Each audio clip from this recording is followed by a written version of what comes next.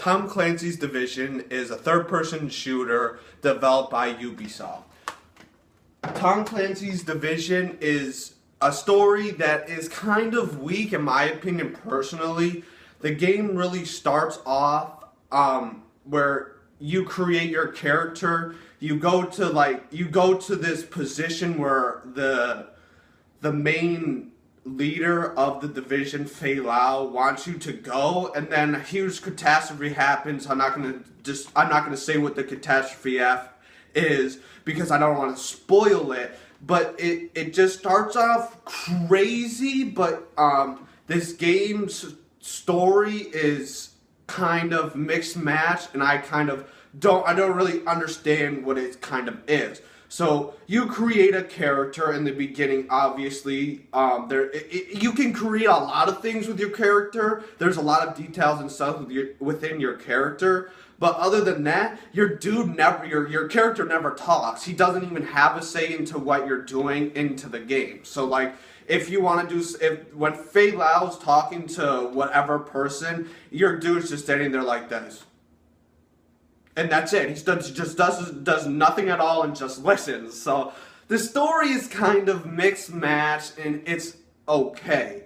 But within this game, it's kind of divided into three different areas in the base of operations: the security wing, the medical wing, and the technical wing. So in each wing, you can go to different people or whatever and get new story missions from each wing, so that the story is not the same and it is kind of different.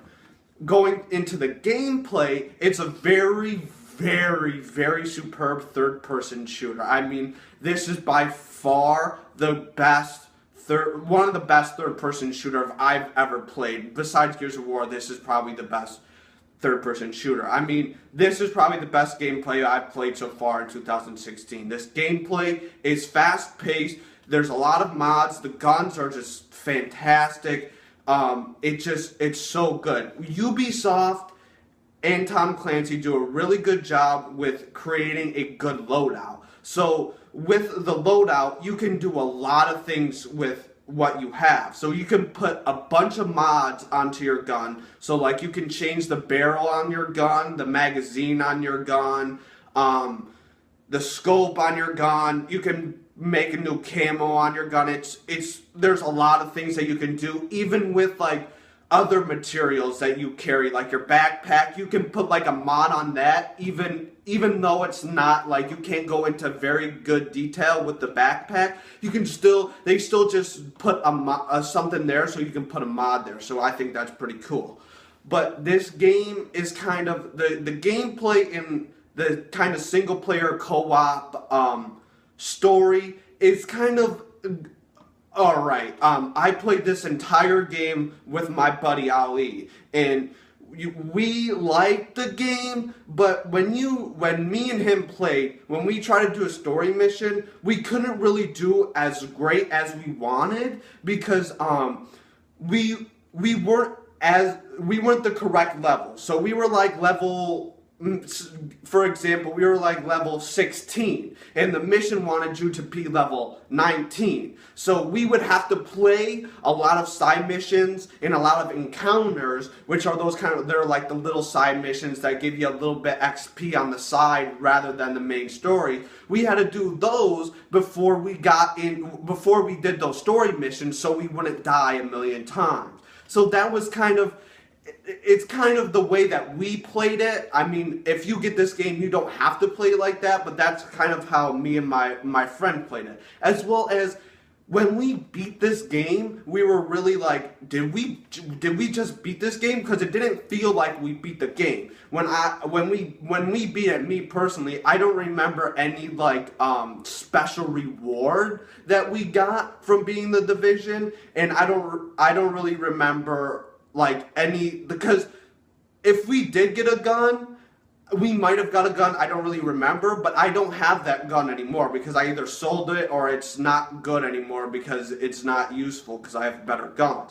And within the Division, there's pretty much a co-op or kind of like the single player story world, and then there's the Dark Zone. So the Dark Zone is pretty much the online for the Division. So you can go in, the Dark Zone is where there is CPU villains. Like, they're just levels. They're pretty much the same thing that you see in the main story and in the co-op single player kind of world or whatever. They're pretty much the same people in there. But they drop better guns than they do in the Dark Zone than they do in the regular like story.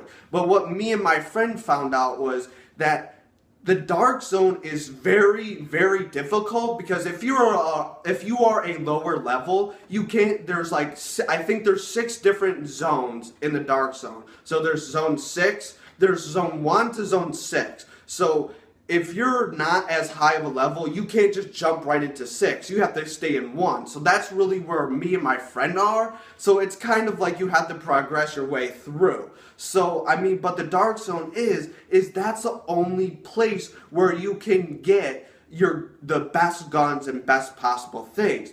But when the game ended, I could not recall myself seeing more things in the single player game than in the Dark Zone. I felt like we just discarded the single player thing and only focused on the Dark Zone. So, I mean, and there's a bunch of, in the gameplay, there's a bunch of things you can do. There's a bunch of mods, there's a bunch of little different things that you can do, and you can all, like, fix them besides what things you want to do within the, within what wing you want. So with the security, technical, or medical. Like, you can have like a seeker mine, for example. That's what I'm using. And then like a healing mod or whatever. That's what I'm using. So it can help your team out. It can help yourself out. It can help whatever you're doing out. So I think that's pretty cool. But this game's gameplay is fantastic. I mean, by far the best gameplay I've played in 2016. But the story definitely drags it down a lot, and that is very disappointing. I probably won't come back to the story, but the gameplay is definitely where you want to play, and I have enjoyed the heck out of this game. So I would give this game an 8.3 out of 10 because of just how great the gameplay is, but I'm not giving it a higher rating because of the story just drags it down a lot. So please follow me on Twitter if you want to see any other if you want to read news about the reviews, about anything about my channel and whatever. If you like this, please click that like button. And if you want to see more, hit that subscribe button. And I'll see you later.